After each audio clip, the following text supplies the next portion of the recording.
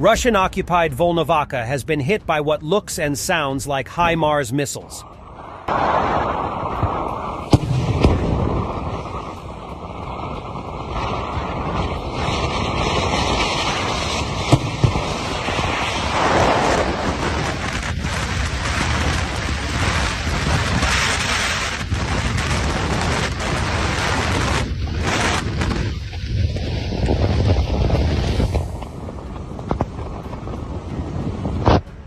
I have also already geolocated the exact coordinates of the impacts, and it looks like Ukrainian strike on Volnovakha hits Russian military training base. Ukraine has only deployed 25% of its forces accumulated for the counteroffensive, while the Russians have thrown 90% of their reserves into defense. Russia-Ukraine war veteran Major Oleksiy Hetman told Radio NV on June 18th. The military says the counteroffensive is going according to plan, he said. Nothing has gone wrong. Nothing bad has happened. Only 25% of the forces planned for the counteroffensive campaign have been deployed. We've done all we were obliged to at the first stage of the counteroffensive, using a small number of forces. It's not a secret that our task for today is to break through the front line and behind their fortifications, where there are no Russian troops, by and large. The task now is to break through this line and move into the rear, according to the General Staff's plan and plans of the headquarters, which directly manage these actions on the ground. Russia is redeploying troops from Kherson Oblast to Zaporizhia and other directions, because it is not possible to use heavy equipment near the Dnipro River until the water subsides, and they don't have any noteworthy reserves, Hetman said. The Russians will be forced to redeploy their units to protect a segment of the front line, weakening other parts of the defense line, he explained. They move their forces along the front line because they still can't realize the direction of our main blows. It's really good that they don't know this. The Ukrainian military liberated the village of Pyatikhatki in Zaporizhia region on June 19th, Deputy Minister of Defense of Ukraine, Hanna Maliar, confirmed. In total, over the 2 weeks of the counteroffensive in the Berdyansk and Melitopol directions, 8 settlements have been liberated. Ukrainian units have moved forwards for up to 7 kilometers in the Crimean direction. Currently, 113 square kilometers has been liberated.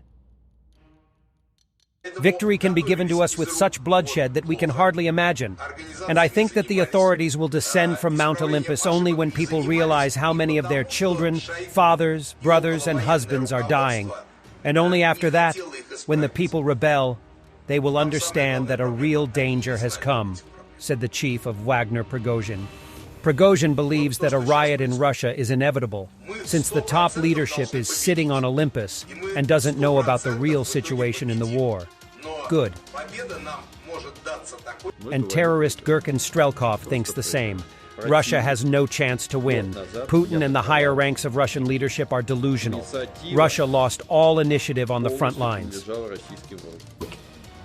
Наш верховный некомандующий не собирается побеждать в этой войне от слова совсем. Таким подходом руководства страны к войне, какие бы победы ни одержала наша армия, мы эту войну проиграем. Просто проиграем. Противник год назад не атаковал нигде. Инициатива полностью принадлежала российским вооруженным силам. А что мы имеем сейчас? В июне 2023 года. Херсон оставлен, Изюм оставлен, Купянск оставлен. Президент озвучивает цифры в 140-180 уничтоженных танков за несколько дней. Ему приносят данные, он не понимает, что творит, что говорит. Скажите, а с чего он должен понимать это? Он вполне может верить, если бы ему подсунули 1800 танков, он бы это мог озвучить. Он никогда не видел танк, кроме как на параде. У него там с головой, но он действительно ведет себя, может быть, даже не как старик, а как ребенок. Абсолютно непрофессиональные, необучаемые кадры высшей власти Российской Федерации. Шансов на победу у нас нет никаких. Во! Russia attacked humanitarian workers in Kherson, which were rescuing people from the floods.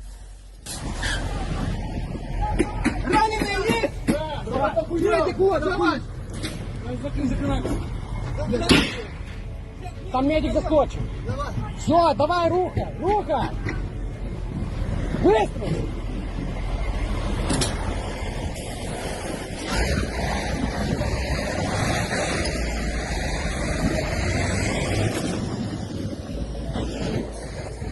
Там куча ранених. Виход!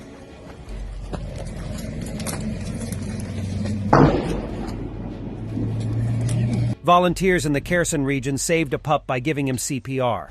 The poor dog is now being treated at the animal shelter.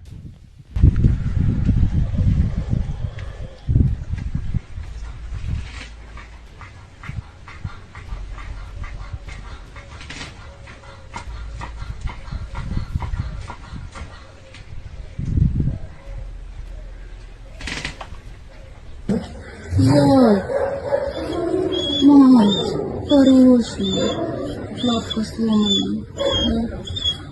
Еле реанимировала. Ну, фактически уже утонула тоже. Там? This man-made catastrophe, this terrorist act, this ecocide was carried out by the Russian Federation intentionally, said head of Ukrainian intelligence Kyrylo Budanov. Штучна техногенна катастрофа, терористичний акт і акт екоциду здійснений свідомо Російською Федерацією. Всі плітки, там, чутки про те, що може там було якось інакше, це все не відповідає дійсності. Є багато досить таки фактів, які прямо показують нам, як все це відбувалося. Найцікавіше, що за півгодини по радіомережі вийшли на підрозділ, який знаходився на Каховській ГЕС, і сказали дуже швидко зібратися і покинути цю територію. В цей же час прибула група спеціального призначення. Після цього відбулося те, що відбулося. Є цікавий ще один факт, що всі підрозділи російських окупаційних військ, які знаходились поряд, насправді не знали про те, що ця акція відбудеться. І ця подія застала їх врасплох так само, як і усіх інших. Would it really be that difficult to believe that Russia might be buying damaged Bradleys somewhere as their propaganda props? Russian military correspondent propagandist claims it's just something he heard. It's just a version of what's taking place. But is it really just a version?